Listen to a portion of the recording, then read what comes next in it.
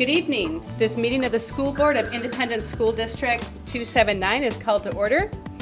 It is the 17th of November 2015 and it is 6:05 p.m.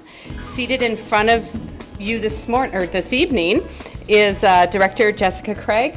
I am Jackie Gertz, Director Jim Baguette, Director Bob Gearhart, and Superintendent of Schools Dr. Kate McGuire. Director Hinkie and Director Edom are both missing because they had critical family emergencies and would be unable to join us tonight, so they will be absent today. So would everyone stand for the pledge? I pledge allegiance to the flag of the United States of America and to the republic for which it stands, one nation, under God, indivisible, with liberty and justice for all.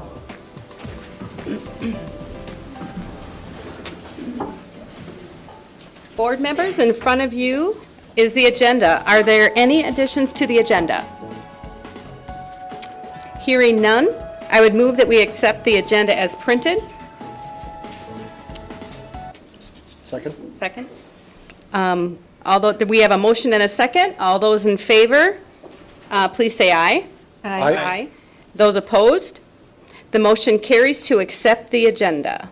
Our next agenda item is the audience opportunity to address the school board. So I just invite anybody, if they want to address the school board, there's salmon color cards to fill out. And if you wish to address the school board, fill out the cards. And then I'm just going to read the guidelines for the audience addressing the school board. When you're called upon, please state your name and topic.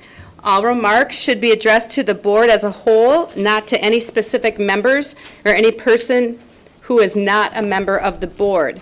Please limit your comments to 3 minutes. We will provide a 30-second notice before your time is up. A longer time may be granted at the discretion of the board chair. The board administration will listen to comments and ask clarifying questions if needed. The board chair may delegate responsibilities to the superintendent or the superintendent's designee to follow up with speakers within a few days following the meeting. Comments and interactions between board members and public are expected to be respectful, courteous, professional, and civil. Speakers may not address criticism towards an individual district employee. Such concerns should be directed privately to the employee's supervisor or higher level administrator. So our first speaker, do you want to have you guys want to go first? Okay, Kelly Wilson. Thank you, Vice Chairman person Gertz, School Board, Dr. Kate McGuire, and Cabinet. As you know, November is a month of Thanksgiving, and we have organized our members to join us tonight to share what they are thankful for. My name is Carol Fisher, and I work at Weaver Lake Elementary, the STEM school, and I am thankful every day that we get to teach through inquiry and discovery. My name is Paul Terry. I teach at Maple Grove Senior High and Fair Oaks, and I'm thankful for 2 site leaders that are so flexible that allow me to take care of the needs of my students every day.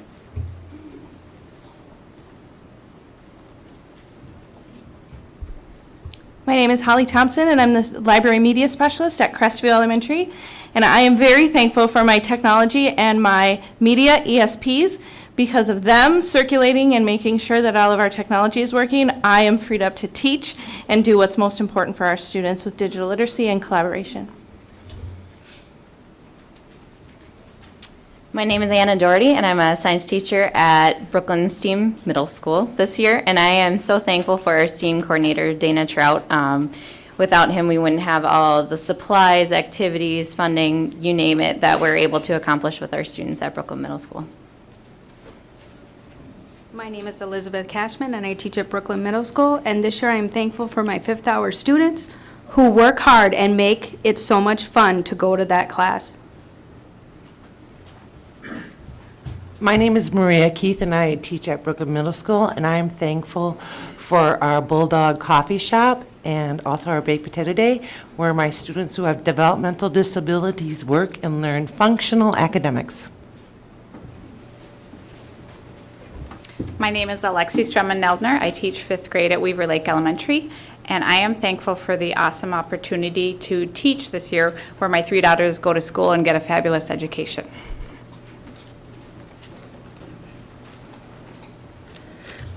Hello, my name is Pamela Zygzebski. I'm an English teacher at Brooklyn Middle, and I'm thankful for my students' laughter, especially when it's from my jokes. Hello, I'm Stefan Grandpre. I teach English at Brooklyn Middle School, and I'm thankful for my colleagues who are highly skilled, and I'm thankful for the fact that they're dedicated towards the success of all of our students.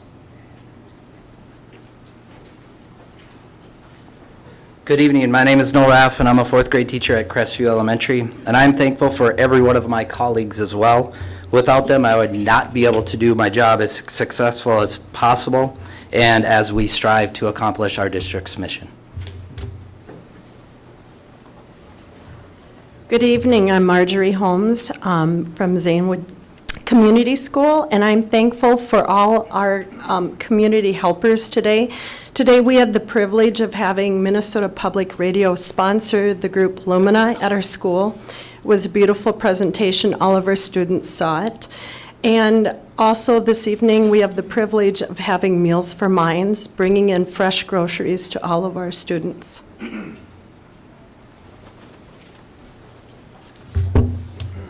Hello, I'm Sally Mays. I'm a library media specialist at Garden City, and I am thankful for the Osseo School Board and the administration for their support and fully funding the library media program. We are fortunate to have a library media specialist at every level and every school. Your media specialists and our flexible schedule have made implementation of your digital learning initiatives, it's hard to say, possible. And that is a huge win for our students. So thank you for letting us be there for kids and staff. Hi, I'm Brianna Williams. I teach kindergarten at Palmer Lake Elementary, and I am really thankful for fabulous coworkers making my job more fun to go into every day. Good evening. My name is Veronica Jones, and I teach students to work hard and learn more in my math classroom at Maple Grove Senior High. Tonight, I want to give a shout out to all of my colleagues. They are truly the most wonderful people I know.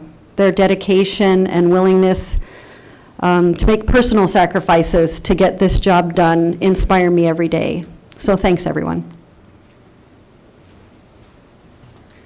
Hello, my name is Sally Kimmis. I'm a library media specialist at Edinbrook Elementary, and I'm thankful that I'm one of the schools that still has an amazing and generous PTO who were able this last year to purchase furniture, a green screen, and Lego kits for me to use to inspire all students and teachers to new methods of learning and teaching in our collaborative learning studio. Good evening. My name is Barbara Weist, and I teach 5th grade at Oakview Elementary. I'm thankful for my incredible Oakview colleagues who put in long hours each day, and they tirelessly work so that all of our students can be successful and so that they can achieve their dreams. I'm inspired by their commitment, by their integrity, and by their work ethic. Thank you. Hi, my name is Kelly Jahork. I'm a kindergarten teacher at Weaver Lake, which is a STEM magnet, and I am thankful for the privilege of being able to teach 5- and 6-year-olds how to be creators, designers, and engineers of their own learning. Good evening. My name is Jonathan Hummer. I teach students at Maple Grove Middle School, and I'm thankful for the fact that I could be totally socially awkward in front of 400 band students, and they're all like, that's cool. Hi, I'm Marshall Thompson. I'm a math teacher currently serving in the role of instructional coach at Osseo Senior High and Maple Grove Senior High. And I'm thankful for a district that I work in that values so highly collaboration. I think it's really important, so thank you. Good evening. My name is Kelly Wilson, and I am proud to represent the 1,620 members of Education Minnesota who work hard every day to prepare our students, to inspire and prepare all students with the confidence, courage, and competence to achieve their dreams, contribute to community, and engage in a lifetime of learning. Thank you. Thank you all. Thank you very much. Our next speaker is Beth Baker.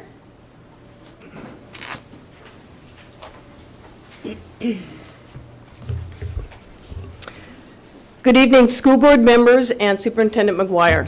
My name is Beth Baker. I've been teaching band at Osseo Junior High, now Osseo Middle School, for 34 years. I have the privilege this year to touch the lives of 347 music students and share my expertise in music education with all of them. Last year, I wrote to you about my concerns that upcoming changes would be detrimental to the music program and music students. I'm here to update you about how the changes have developed so far.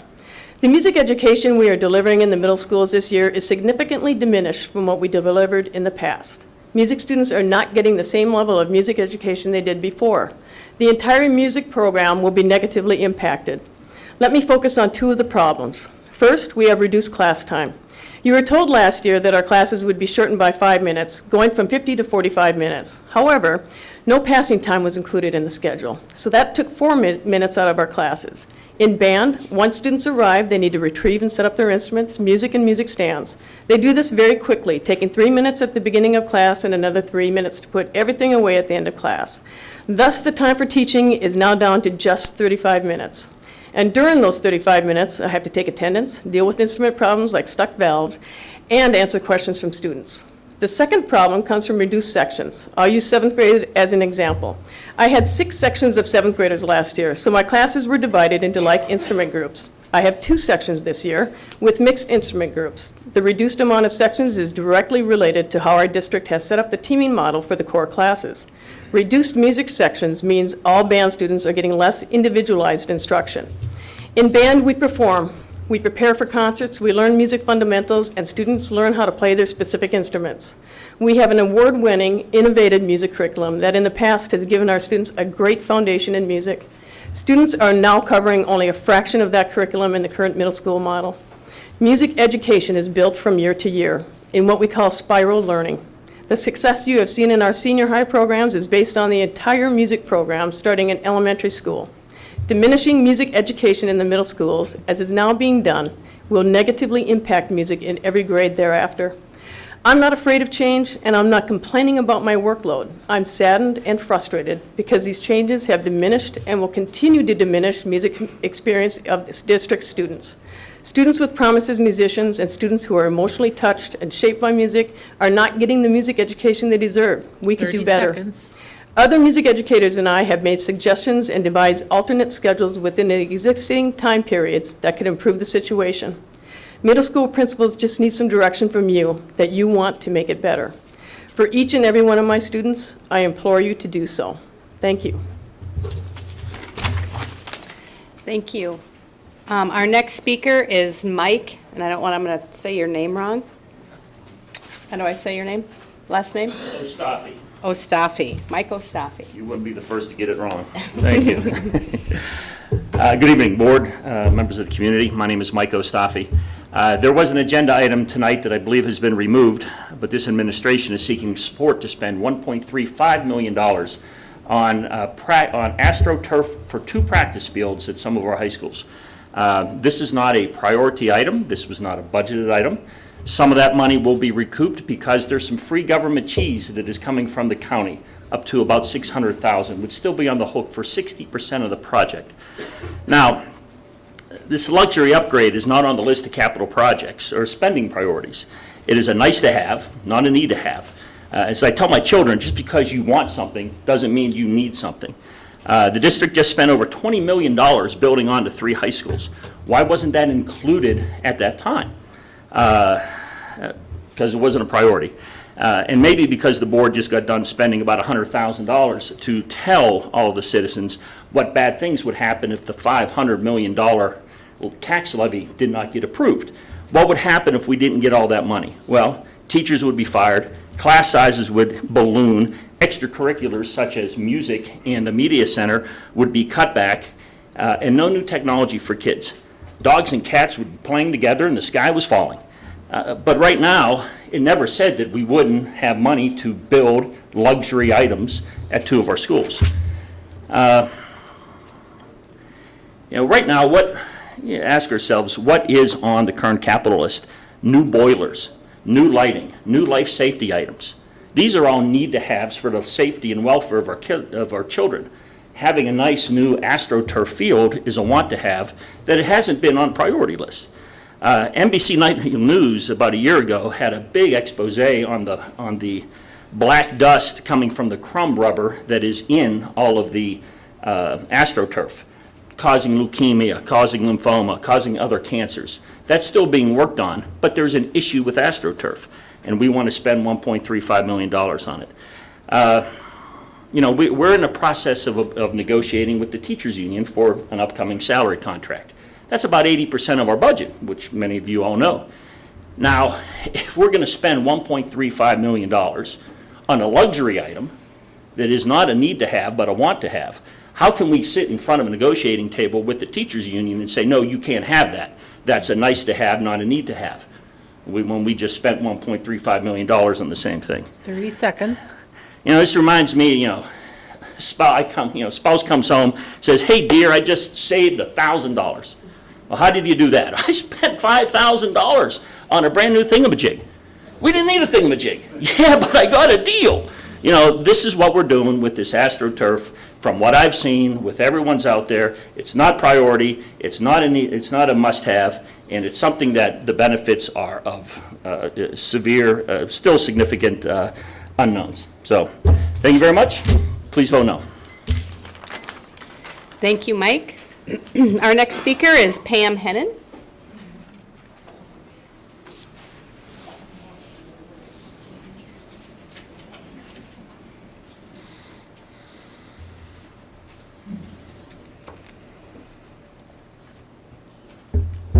Hi, I'm Pam Hennon. I teach science and now kind of technology to students at Maple Grove Senior High.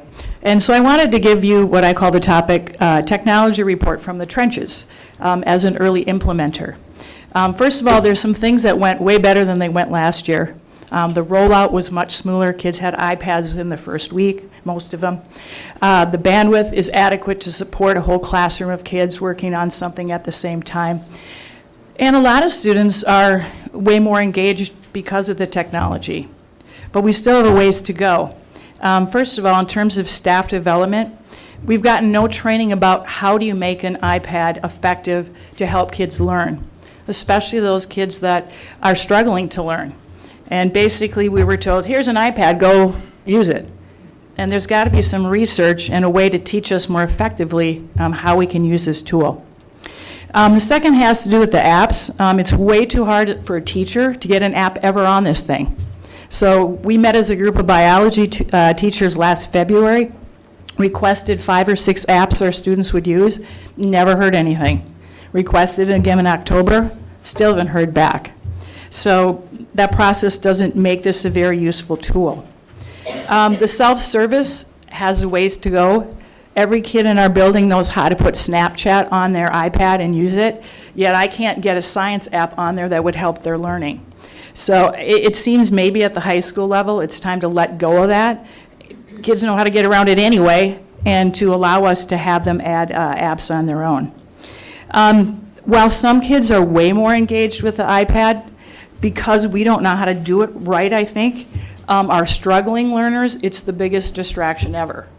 And they're actually learning less, in my opinion, because they're not using the things that we're asking them to do. They're all over the place. And with 35 kids in the class, by the time I get around to each one, they close it, open something else, and by the time I get around again, they're back with their distracted app. So the last thing that needs improvement is that many of the interactive programs don't work on an iPad because they require Flash. And I don't know if there's a workaround for that. The solution, to me at least, seems that we need more people in our building and maybe at the district level finding out solutions and a way to make the technology way more effective for us. 30 seconds. Thank you. Thank you. Our last speaker tonight is Steve Yeager.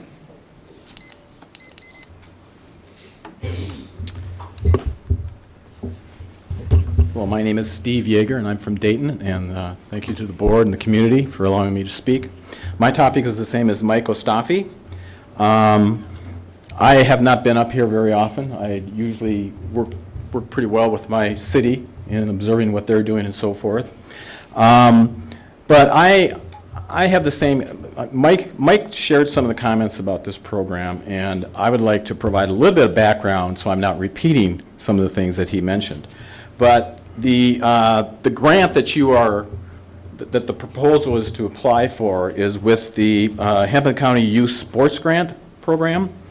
And this is funded by a 0.15% sales tax that was part of the 2006 Twins Sports Stadium. And it's my understanding that that was snuck into that bill by Hennepin County and Minneapolis. And I became aware of this program many years ago, a couple years after the 2006, when Jeff Johnson pointed out at one of the county meetings that he began to see a lot of applications that were approved only for the city of Minneapolis. And this was a Hennepin County program.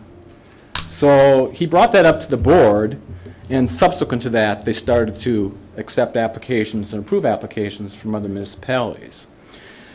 So a little bit of background. About $4 million annually is dedicated to this program. It's split between facilities and equipment. Most of the money goes to facilities. It's for projects like you're talking about.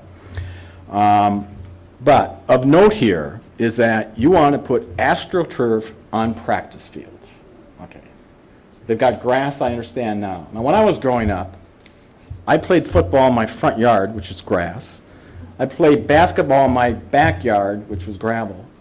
We played baseball on a field that we built, the neighborhood kids built in a cornfield. A little rough, but we played.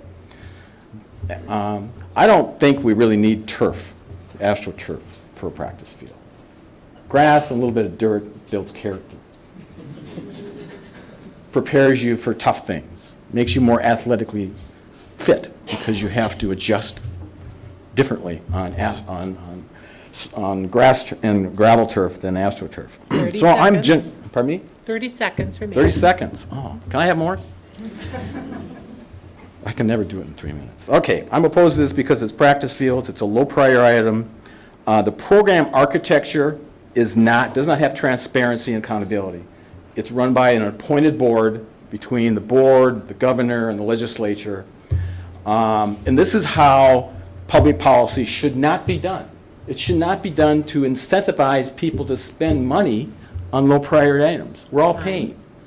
So there's some principles here I think you need to pay attention to. If you need this, pay for it. Justify it. Not because you're getting a subsidy. Because it's always nice to say, well, if we don't get it, someone else will, so we may as well do it. Thank you. Thank you. Our next agenda item is the superintendent's report. Dr. McGuire.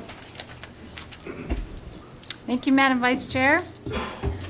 A regular part of the superintendent's report is to share points of pride. Points of pride celebrate students, staff, and community members who are contributing to the accomplishment of our mission, which is to inspire and prepare all students with the confidence, courage, and competence to achieve their dreams, contribute to community, and engage in a lifetime of learning. And I've asked cabinet members to share those points of pride tonight.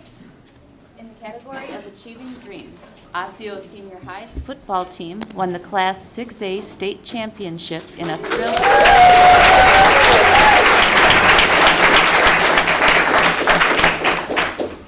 thrilling 14-13 finish. This was Osseo's first state finals appearance since 1986 and first ever Prep Bowl championship. Maple Grove Senior High's football team also performed exceptionally well, ending the season as state semifinalists. We're proud of both teams for their outstanding state-level accomplishments. The College Board named a record number of 153 Osseo area schools students as AP Scholars. In addition to posting the highest ever number of AP Scholars, the district saw more students earn higher scores on the qualifying AP exams. All 3 of our comprehensive high schools offer AP classes. 2 Osseo area school students were recently named Channel 12 Standout Students. Osseo Senior High's Dani Vo was featured for her ambition and heart for service. Her goal is to become an Army officer by the time she completes college. Maple Grove Senior High's Ian Suna was recognized for his motivation and exceptional academic performance. He aspires to be a commercial pilot. 9 student athletes from our district have signed letters of intent to play their chosen sport in college. Several more students have received offers and will add to our growing list of student athletes who are achieving their dreams on and off the field. In the category of contributing to community, Park Center's sophomore Alex Bush is the youngest person ever to be honored with the City of Brooklyn Center's Random Acts of Kindness Award. He was recognized for his work in raising money to clean up debris from illegal dumping at the Brooklyn Center Little League Field. Osseo's Opportunity and Emergency Care interns are teaching free CPR classes this week. The classes allow students to advance their skills while contributing to community. Nearly 100 students from across the school district earned a trip to We Day this year by participating in at least one local and one global service project during the year. We Day is a celebrity-packed event designed to inspire and motivate young people to contribute to community. As a kickoff for its H2O for Life fundraising effort, Northview Middle School invited adventurer and safe water advocate Katie Spots to visit and share about her world record-breaking solo row across the Atlantic Ocean. Northview's goal is to raise $1,500 for H2O for Life this year. The Maple Grove Rotary Club has made another annual donation of 1,000 sets of hats and gloves to help keep students warm this winter. Every building in our district, including Adult Basic Ed, receives hat and glove sets for distribution. Our next category is lifelong learning. 14 Park Center seniors are participating in a leadership class with teacher Jeff Huth. As a part of the class, students work with the one-to-one mentoring program to gain leadership skills and mentor a group of 6th graders at Northview Middle School. Woodland Elementary celebrated Unity Day, Pacers Anti-Bullying Day, by wearing orange, integrating anti-bullying messages into their lessons, creating a school-wide art project, and hearing a presentation from an anti-bullying activist. Several of our schools recognized servicemen and women on Veterans Day. Some of these activities included Osseo Senior High Band presented their 5th annual Veterans Day program honoring the military. At Woodland Elementary, Sergeant First Class Chad McNeish visited 2nd graders, and veteran Mary Younger visited Jean Hare's 3rd grade class to share what Veterans Day means to soldiers and civilians. Palmer Lake Elementary skills class students made a flag and thank you cards that were sent to Maranatha Care Center. And at Northview Middle, teacher Deanne Duncan shared her father's experiences as a soldier in Korea, and teacher Dennis Gunther facilitated some activities around the book America's White Table. The White Table is set in many mess halls to remember service members fallen, missing, or held captive in the line of duty. Garden City participated in the 10th anniversary of Read for the Record, the world's largest shared reading experience. Volunteers from Target Corporation volunteered as readers and activity guides. In the category of mission-driven employees, Marilyn Trout, Park Center chemistry teacher, and Andrea Wilson Vesquez, Weaver Lake Technology Integration Specialist, have been named our district's 2015 TIES Exceptional Teachers. Every year, TIES acknowledges educators who model best practices in using technology in education and engaging students in learning. Equity Specialist Sydney Chang and Park Center teacher Peng Yang were members of a Minnesota Department of Education work group that planned a summer program called Families for Student Success. The event brought together parent and community leaders from ethnic Asian communities and Minnesota school districts to focus on helping children succeed in school. Assistant Superintendent Aston Osseo also attended the program. Park Center Library Media Specialist David Hilgendorf presented at 2 recent national meetings, the American Association of School Librarians Conference and the Treasure Mountain Research Retreat. He participated in professional development sessions at both events, bringing back valuable information on student portfolio creation, documenting work, interaction and learning through video, flipped instruction, and more. Thank you. In other news, several hundred prospective kindergarteners and family members attended our district's annual Kindergarten Information Fair held on October 24th at Woodland Elementary School. The fair is a true community event and a key element in our kindergarten enrollment marketing program. District staff offered information about kindergarten magnet schools enrollment, programs and services, learning through technology, and more. Community representatives such as Cross, Hennepin County Library, and the City of Brooklyn Park were also on hand. Dozens of high school students volunteered by reading to students, providing face painting, and assisting in the iPad room. Very large vehicles, such as the fire truck and the police car, and short rides on the big school bus were especially popular. Everyone also enjoyed a healthy school lunch provided by our talented food service staff. Kindergarten enrollments for next year are now being accepted through our enrollment center and at each elementary school. I have 2 leadership awards to talk about next. You might recall that Rice Lake Elementary Principal Mark French was named Minnesota's 2015 National Distinguished Principal by the Minnesota Elementary School Principals Association. And as part of that recognition, Mark recently attended a ceremony in Washington, D.C., along with principals from all 50 states and the District of Columbia. The award program highlights the fundamental importance of school principals in helping students achieve educational excellence and promoting lifelong learning. Then, as you know, Kelly Benusa, Director of Business Services, was named a National Pinnacle Award winner by the Association of School Business Officials International. The Pinnacle Award recognizes outstanding practices and new ideas that result in significant contributions for school districts and the profession of school business management. Kelly was recognized for her leadership in the design and implementation of our system's long-range financial planning process, which has resulted in a budget process that is aligned with our strategic priorities and is more transparent to our community.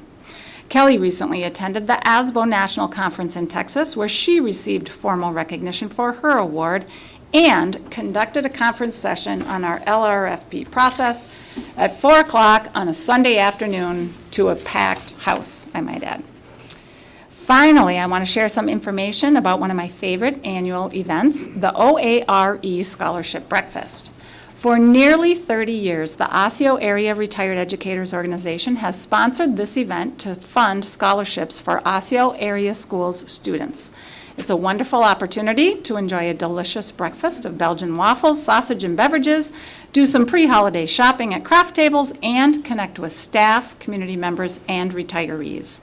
The OARE Scholarship Breakfast will be held this year on Friday, December 4th, from 6 a.m. to 9 a.m. in the Osseo Senior High School cafeteria. Tickets are on sale here at the ESC for $8, and they can also be purchased at any of our school offices. Thank you.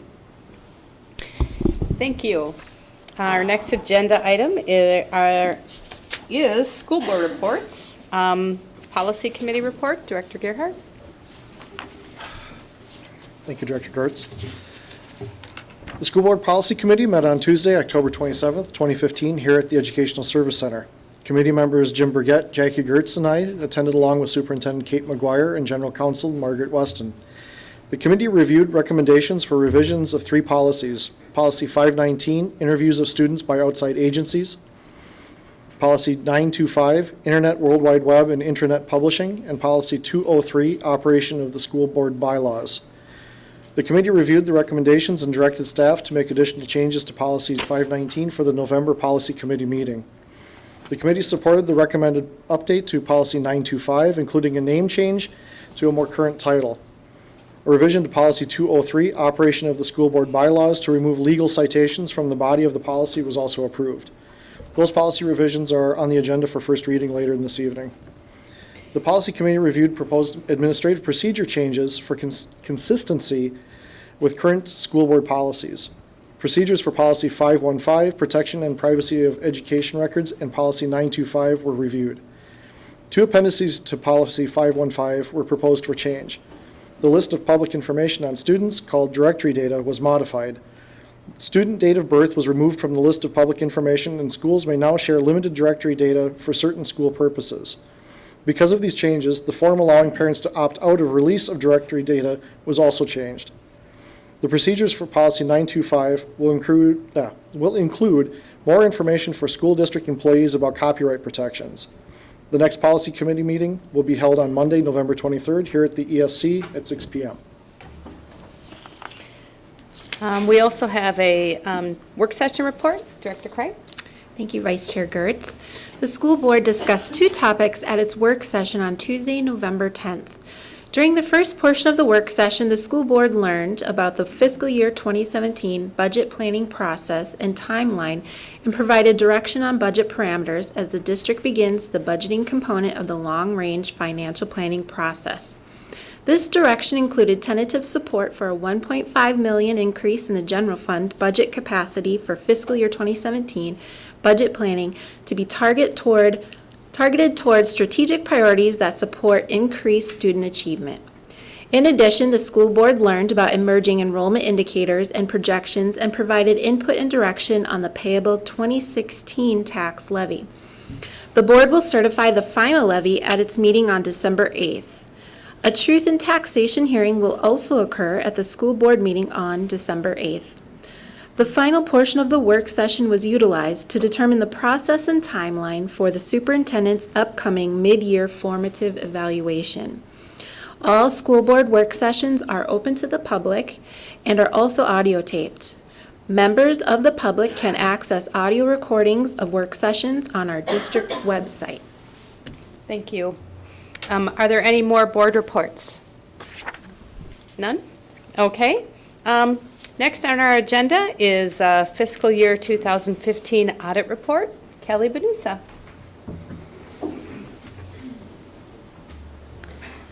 Good evening, Vice Chair Gertz, board members, Superintendent McGuire.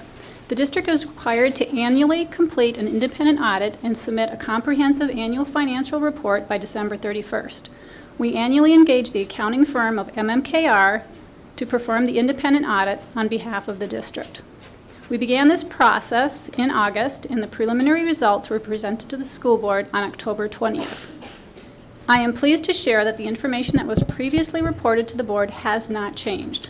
Tonight, the fiscal year 2015 audit results are being presented by Jim Eichten, the managing partner with MMKR. Welcome, Jim.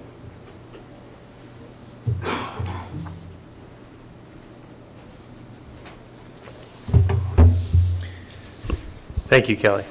Members of the board, administrator, superintendent, thanks for having me this evening. My name is Jim Eichten. As Kelly mentioned, I'm here this evening to provide a presentation on the annual audit of the Osseo Area School District for the year ended June 30th, 2015. My presentation this evening will touch on the highlights. As Kelly mentioned, much of this information has been presented previously, as well as I've also had an opportunity to meet with the administration prior to this presentation and go over things in much greater detail. As Kelly briefly mentioned, the district is required by Minnesota statutes to have an annual audit of its financial statements. The annual financial statement is a lengthy document that is also prepared in accordance with a Certificate of Achievement program that is nationally renowned. As part of the process and as required by state statutes, the district is required to then hire an independent certified public accountant to provide opinions on your financial statements, which is my role and my purpose for being here. We're also, as required by statute, to provide a multitude of other opinions, including the audit of the student activities of the district, your internal controls of your organization, your audit with the audit of your compliance of the various laws and regulations that pertain to the audit. We also audit your federal awards that you receive. Those are audited in compliance with federal laws and regulations that are guided by the OMB. And then we also audit Minnesota-specific laws and regulations. We only audit the laws that the state of Minnesota requires us to audit. We don't audit every law. In your audit reports that we provided, we do provide a summary of the audit results in what's called the management report. I'm just going to hit some of the highlights and some of the areas of interest within that particular document. As you can see on my presentation and in my management report, I did provide a clean opinion on the district's basic financial statements for this year.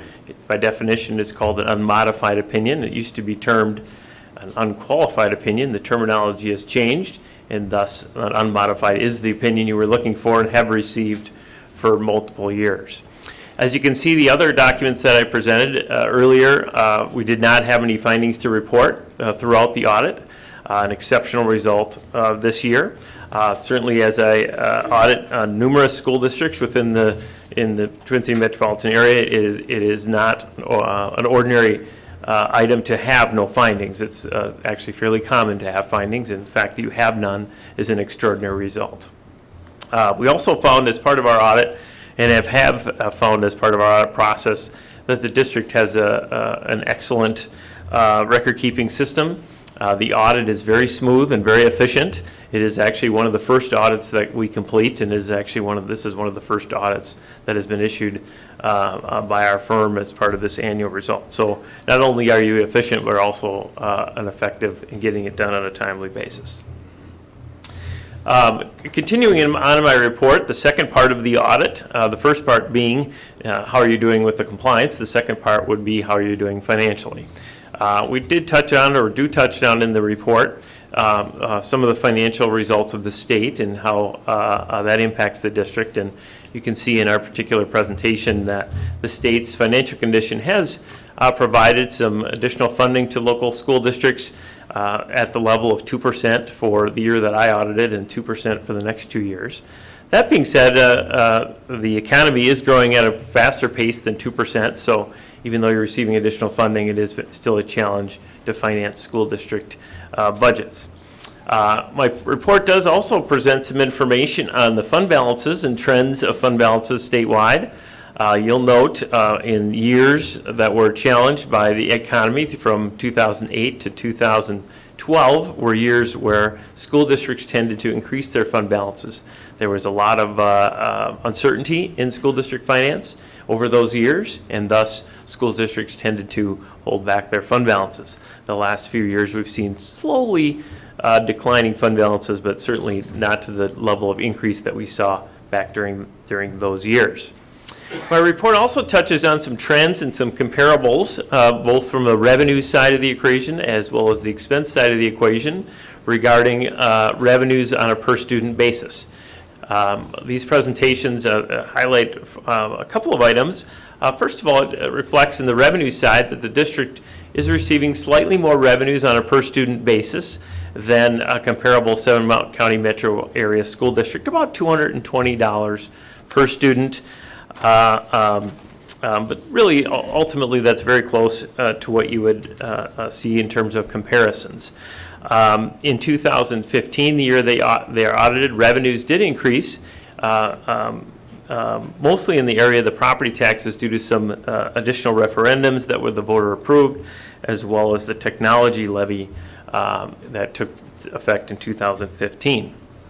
On the expense side of the equation, you'll note that that similar $200 of additional revenue that you're receiving is also similar on the expense side. You're spending on a per student basis of roughly $200 more than the comparable district, which is pretty consistent with what you would see given the additional $200 in revenue that you're receiving. One highlight that I want to point out in this particular graph is the debt service number. Debt service fund expenditures in the district is roughly $760 per student, when on average districts spend almost $1,600 in debt service. So from an auditor's perspective, that is a very good number considering the excellent debt service management the district has on an annual basis. We also touch on some trends in your financial position. In 2015, the district completed the year increasing its fund balance as expected in its budget. We also noted during our audit that the financial results were close to expectations in the budget. It actually finished the year in effect, almost a perfect result from an auditor's perspective. Revenues were slightly above your expectations, which we like, as auditors, and expenditures were less than budgeted, which we also like. You'll find that, as has been the case for a multitude of years, the budgeting practices of the district are exceptional. The revenues came in less than 1% of the annual revenues, which reflects on not only the nature of the budgeting, but also the monitoring of it. Anytime you finish the year close to that expectations, I present and provide perspective on that. And mainly I provide perspective because this audit result is for June 30th, 2015, roughly 6 or 7 months after the fact. School board members tend to make decisions on ongoing information that you're receiving day to day. And the audit result is intended to reflect on the fact that the actual results will mimic the projections that you're getting. And you can use that data to make informed decisions. And that's an assertion as an auditor I need to make and to make tonight and have for a multitude of years. So probably the highlight of the presentation this evening. I'll move forward. Couple of other areas that I wanted to touch on. The other funds of the district certainly are operating very well, mimicking the budgets that you're receiving. Certainly in the capital area, the account can go up and down depending on the nature of spending, really from a project basis. You'll also note in the presentation, the annual financial report, there was a very significant implementation of a new accounting standard, Governmental Accounting Standards Statement 68, which if you've listened to me the last few years, I've highlighted that probably the last 3 years that it is forthcoming. Well, here it is. It's in front of you. The statement is really a statement that requires in your financial report to reflect on the state's funding of TRA and PERA. And in that statement, you're required to include in your financial statements your portion of that unfunded obligation. In the presentation, you can see in the document, as a result of that, your financial statement included almost $170 million liability that reflects that particular item. Remember that when you look at your financial report or look at this piece of the financial report, it is the entity-wide financial statement, the district-wide financial statements. It does not impact the fund-based reporting that you receive and budget on. It is really a financial reporting change. It reflects some additional financial information, but does not impact the day-to-day decision-making on the part of the school board or the administration. So with that, I want to provide a summary of the audit results. I did provide a unmodified opinion on your financial statements. I did provide some perspective on the financial results mimicking the budget. Certainly the financial position of the district is in excellent condition, but also the financial results from a compliance standpoint, we did not have any findings to report.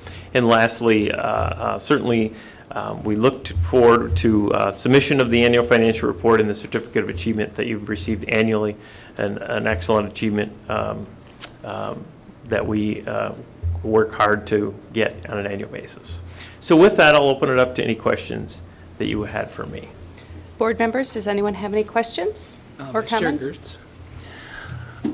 First of all, I just wanted to say that it's always kind of a time of the year when I pay special attention. And as the treasurer of the school board, this is kind of the focal point for me. And I just want to say once again how proud I am of the business services department and accounting, Kelly Benusa, Mike and Cindy and Patricia, about how well they do keeping track of the data. This takes every day, every transaction to keep that kind of level of accuracy. So I think well done, good job. And then that, of course, that allows us to make accurate decisions as well, because otherwise garbage in, garbage out, you can't make good decisions. So thank you again, everyone on the team. Anyone else have any questions or comments? No? Okay. Thank you. Jim, I just want to tell you thank you for preparing this audit and all of the hard work that you've put together to do this. I know it's a lot of work, and we very much appreciate it. And I just echo what Jim said with business services and all the hard work for having great systems in place to have a smooth audit, and all of the hard work that you put in to put it together. So thank you all very much. Thank you.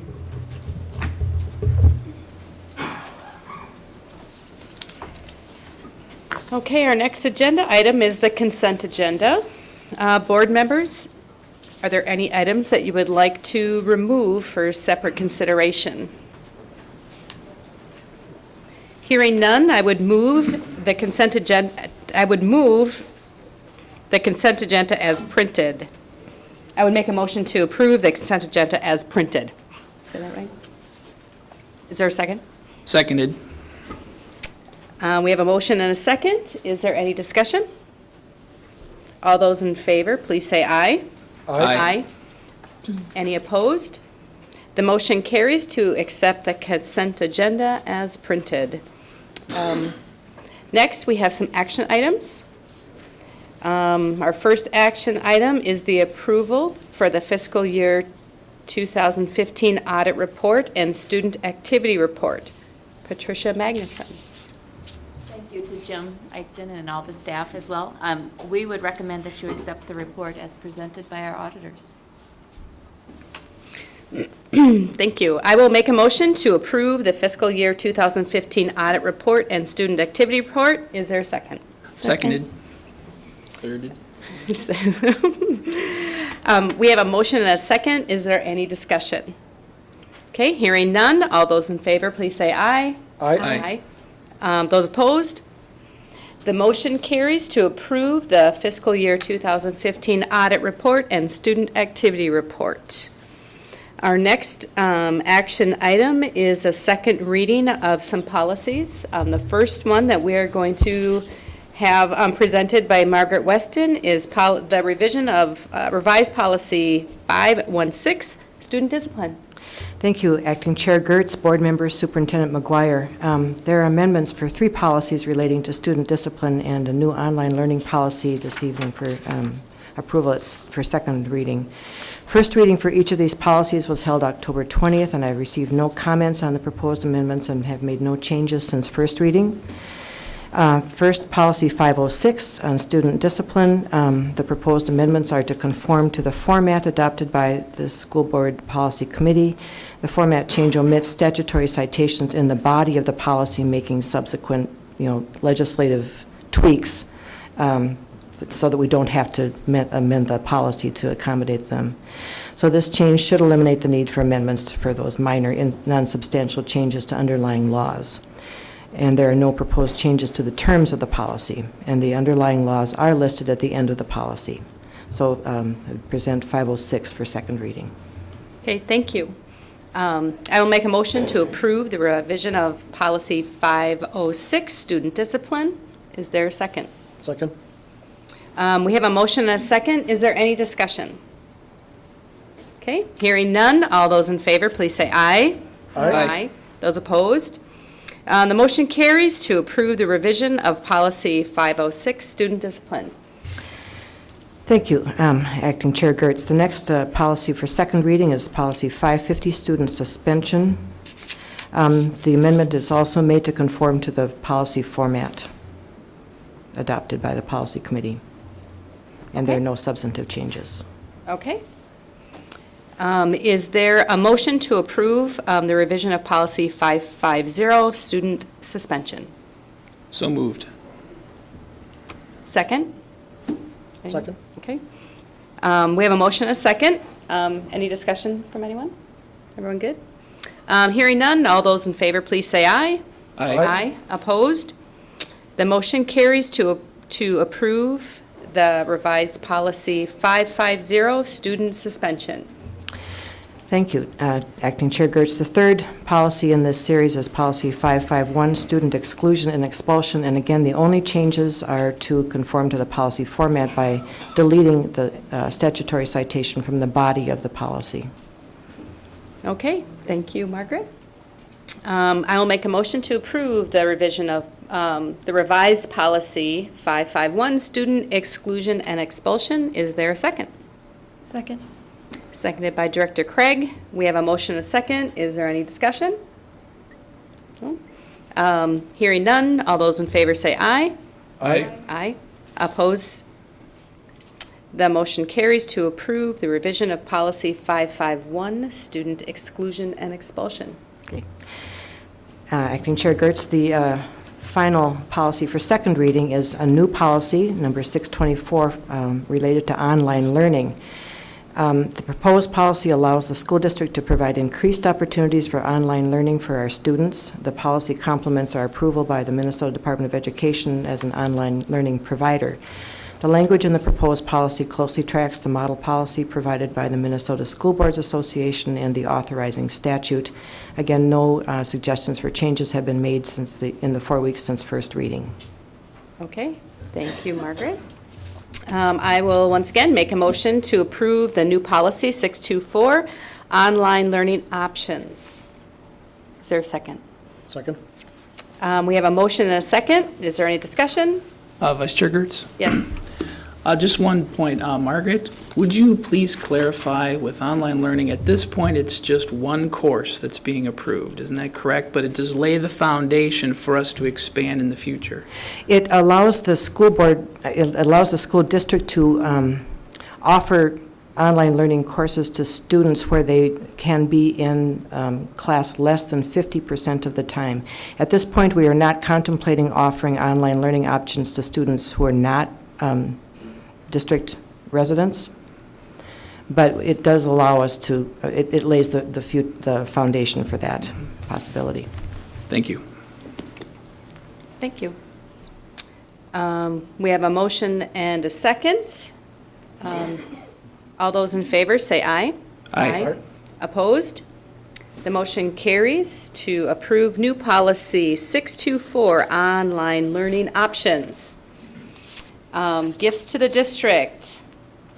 Board members, I'll make a motion to approve with gratitude gifts to the district totaling $153,130.14. Is there a second? Second. Seconded by Director Craig. We have a motion and a second. All those in favor, please say aye. Aye. Those opposed? The motion carries to approve the gifts to the district. Our next agenda item is first reading of policies. Margaret Weston. Thank you, Acting Chair Gertz, Board Members, Superintendent McGuire. As you heard earlier this evening, the Policy Committee met on October 27th and reviewed recommendations for amendments to existing policies. Amendments to 2 policies are on the agenda this evening for first reading. Policy 203, Operation of the School Board Bylaws. Again, this is a proposed amendment to conform to the format of deleting statutory citations in the body of the policy and leaving them to the end of the policy for ease in later amendments if the legislature does what they did with one of these provisions by adding a separate subdivision which said the same thing as an existing subdivision and deleting the previous one. So now we don't have to amend the whole policy in the future if that happens again. And the other policy for review for amendment for first reading this evening is Policy 925, currently titled Internet, World Wide Web, and Intranet Publishing. Despite the fact that this policy was fairly recently reviewed, the language and the technology use has changed very quickly. So one of the recommendations is to change the title of the policy and to update the technology or the terminology used. And there are also proposed changes for consistency with standards adopted for the 279 policies. The administrative procedures are also included in the agenda for fuller understanding of the policies. The procedures now contain more direction on the use of copyrighted material. First reading begins a 4-week period for reaction to proposed policies by concerned groups or individuals. After the 4-week period, the school board may adopt the policy at second reading. The proposed policies are available on the school district website within the agenda this evening. Okay, thank you, Margaret. Next are the announcements. Director Craig. Thank you. A school board policy committee meeting will meet on Monday, November 23rd, 2015 at 6 p.m. in room W42 at the ESC. This meeting will be open to the public. A school board work session will be held on Tuesday, December 1st, 2015 at 6 p.m. in the forum room at the ESC. The topics will be board committee liaison opportunities, excuse me, for 2016 and the superintendent's mid-year formative evaluation. Portions of this meeting will be closed pursuant to Minnesota Statute Section 13D.05, Subdivision 3A, to evaluate the performance of an individual who is subject to its authority. A regular school board meeting will be held on Tuesday, December 8th, 2015 at 6 p.m. in the boardroom at the ESC. This meeting will be open to the public. A negotiation strategies meeting will be held on Tuesday, December 8th, 2015 at 7 p.m. in room N10 here at the ESC. This meeting will be closed to the public. Thank you. Our last agenda item is adjournment. Do we have a motion? So moved. Second? Second? Second. Do we have a second? I'm sorry. Do we have a second? Okay. All those in favor, please say aye. Aye. Aye. Opposed? The motion carries. We are adjourned at 7:05 p.m. Thank you, everybody.